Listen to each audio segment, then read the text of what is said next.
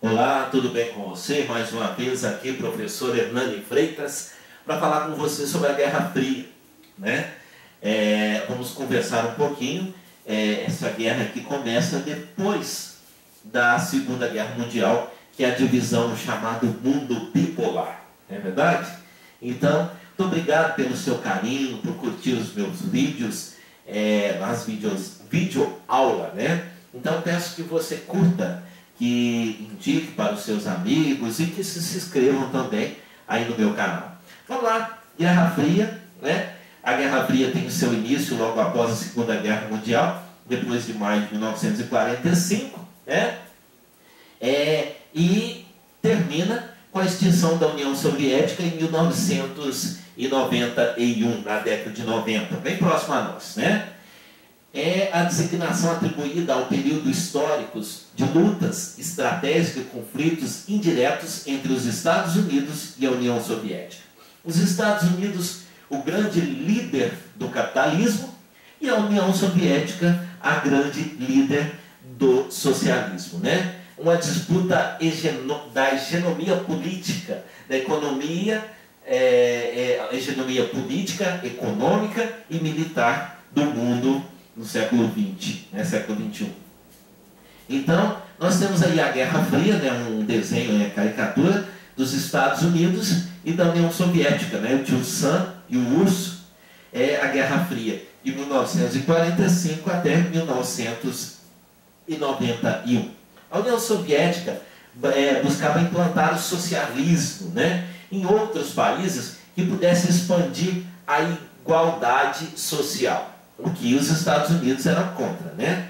Baseado na economia planificada, um partido único, o Partido Comunista, a igualdade social, né, e falta de democracia, enquanto os Estados Unidos, outra potência mundial, defendia a expansão do sistema capitalista baseado na economia de mercado, sistema democrático e propriedade privada.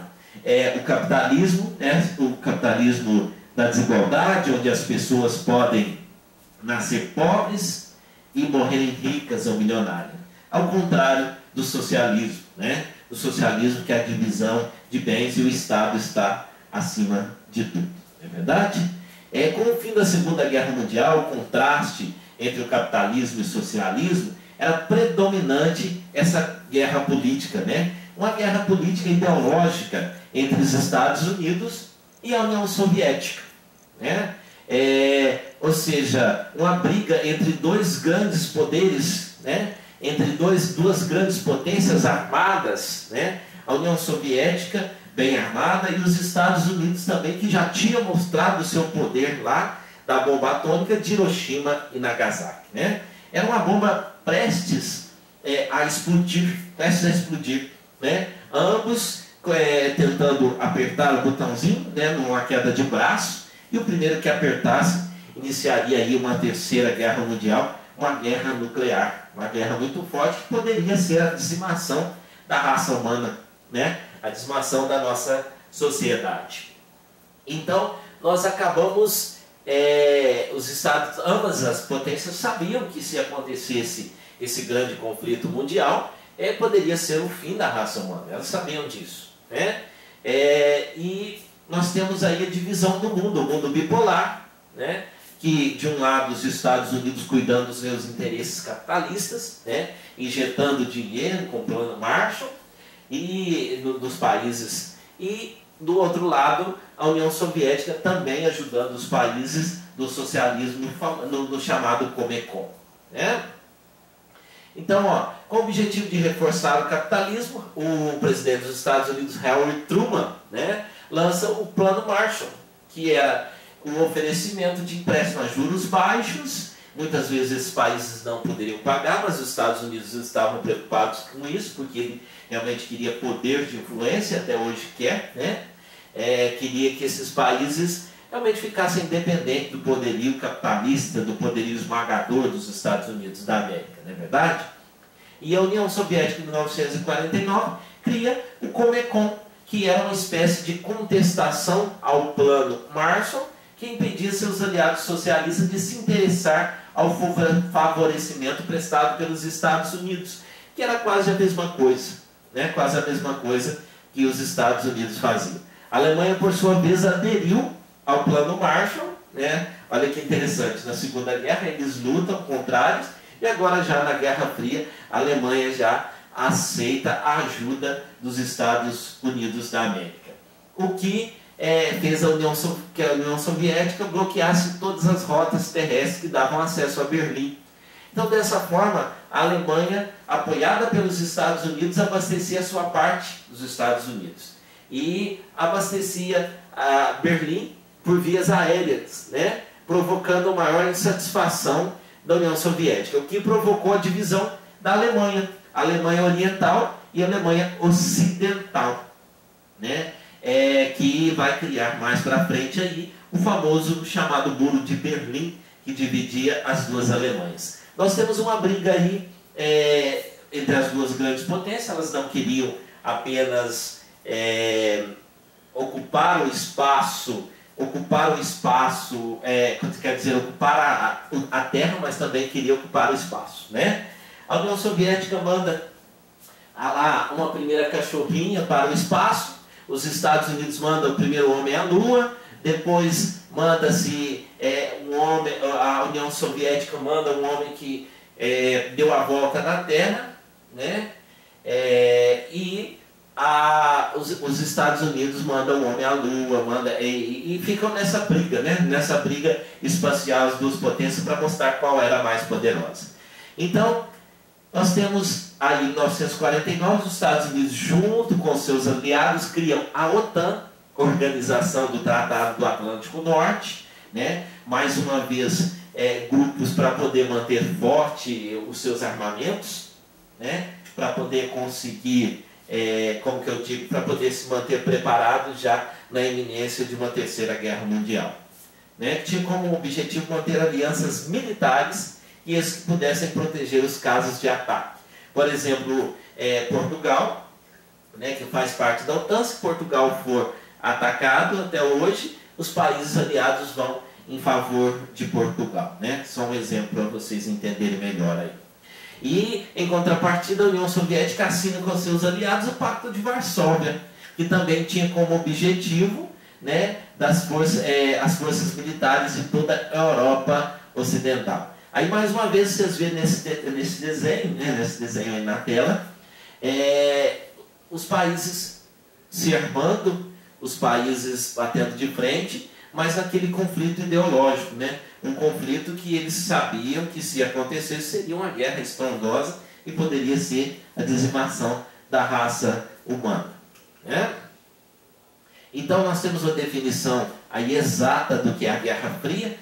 Tá, vou ler com vocês, que é a chamada Guerra Fria, porque não houve a guerra direta entre as potências, dada a inviabilidade da vitória em uma batalha nuclear. Então, resumindo, não tinha como haver uma guerra, porque a guerra seria nuclear, seria muito pesada. Mesmo se acontecer hoje, nós teremos uma guerra, uma dizimação da raça humana, né? Porque nós teríamos guerras de bombas de hidrogênio, de nêutron, sei lá, bombas muito mais potentes do que a bomba atômica de Hiroshima e Nagasaki, né? A falta de democracia foi um atraso muito grande, um atraso econômico nas repúblicas soviéticas, que acabaram por acelerar essa crise do socialismo, porque os investimentos eram poucos, né? E eram mais radical. Então, começa a acelerar essa crise do socialismo no final da década de 80. E em 1989 cai o Muro de Berlim e as duas Alemanhas são unificadas, né? Então está aí mais uma vez o desenho com o mapa e a divisão certinha entre o capitalismo e o comunismo, ou seja, o capitalismo dos Estados Unidos e o comunismo, o socialismo da União Soviética, né? No começo da década de 1990, voltar lá, começo da década de 1990, o então presidente da União Soviética, Mikhail Gorbachev, né, começou a acelerar o fim do socialismo naquele país Isso interessava muito aos Estados Unidos, que ele ficar uma nação hegemônica, né? Com reformas econômicas, os acordos com os Estados Unidos, as mudanças políticas, o sistema foi enfraquecendo. Era o fim de um período de embates políticos, ideológicos e militares, ou seja, o fim do socialismo, da União Soviética, e mais uma vitória do capitalismo sobre os países socialistas. Eu costumo dizer às vezes aos meus alunos que a Guerra Fria é como duas comadres, né, que vivem há 30 anos se implicando, vivem de janela, uma do lado da rua, a outra do outro lado da rua, que vivem se implicando, né? Sai na janela, ô comadre, tudo bem com a senhora? Nossa, como só está bonita hoje, né? E aí quando uma entra para sua casa, a outra entra, elas dizem para o marido assim, eu morro de raiva dessa mulher, que mulher indecente, que mulher horrorosa, essa mulher feia, descabelada. Era como fazia os Estados Unidos, né, na Guerra Fria. Eles faziam toda aquela investigação por baixo do pano. Surgem também aí nos Estados Unidos a questão que eu já falei para vocês da briga espacial, né?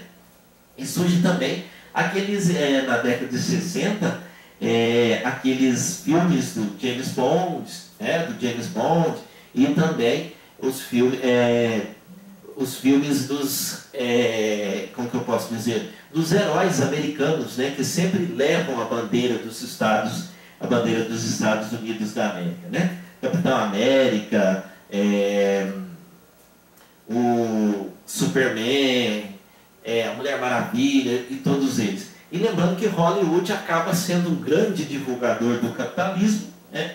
Porque nos momentos mais extremados dos filmes, mais emocionantes dos filmes, você tem lá reinando absoluta sobre todas as coisas, geralmente no prédio mais alto, a bandeira dos Estados Unidos da América, né? Nós temos as características aí, ó, que dá para você ver no vídeo. Os Estados Unidos versus a União Soviética, a União das Repúblicas Socialistas Soviéticas, não deve esquecer disso, né, porque isso é matéria de vestibular, cai em quase todo vestibular, né? Primeira Guerra Mundial, Segunda Guerra Mundial, Guerra Fria, cai em quase todo vestibular, e é matéria que você não pode esquecer nunca. Então, a paz armada, né, sem confronto direto, e a chamada bipolaridade, a divisão do mundo, né? No ano de 1949, os países capitalistas, Estados Unidos, França e Grã-Bretanha, ou seja, Inglaterra, fizeram um acordo para integrar as áreas à República Federal da Alemanha Ocidental, ou seja, o setor soviético. Então, dividiu-se o setor soviético, Berlim Oriental, passou a ser integrado pela República Democrática da Alemanha Oriental, seguindo o sistema socialista pró-soviético. E a República Ocidental passou a ser orientada pelos Estados Unidos, que investia mais dinheiro e era mais desenvolvida, né? O muro foi construído o muro de Berlim. O muro chegou a ser reforçado por 4 vezes, você está vendo aí no vídeo, né? Isso é uma representação do muro, é lógico, depois que o muro já tinha caído, né?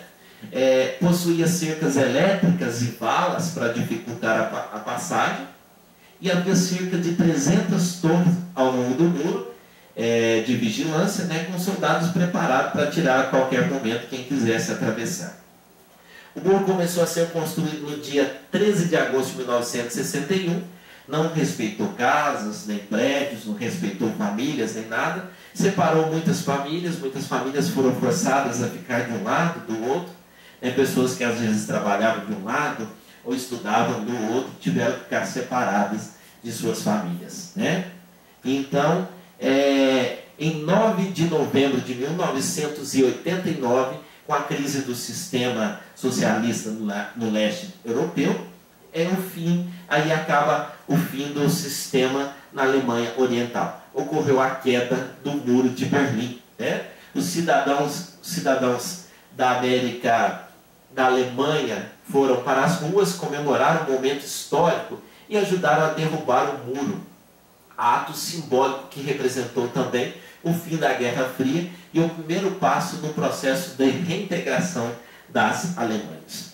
Eu digo assim que, não coloquei aí no vídeo para vocês, mas procure no YouTube, tem lá no YouTube vários vídeos, né, alguns até da transmissão do Jornal Nacional da Rede Globo Televisão, falando, né, mostrando essa queda do Muro de Berlim e a festa que as pessoas fizeram, né, a festa que as pessoas fizeram no final da Guerra Fria. Então o Muro de Berlim acaba sendo esse marco, acaba sendo essa constituição das duas Alemanhas e o ponto material, o ponto visível da Guerra Fria, da luta ideológica, da guerra ideológica entre Estados Unidos da América e a União Soviética, né? Espero que eu tenha ajudado vocês, espero que tenha sido legal. E se gostou, curte aí, compartilha com seus amigos, indique para os amigos e se inscreva lá no canal do professor Hernani Freitas. Um grande abraço e até a próxima. Fiquem todos com Deus. Tchau, tchau.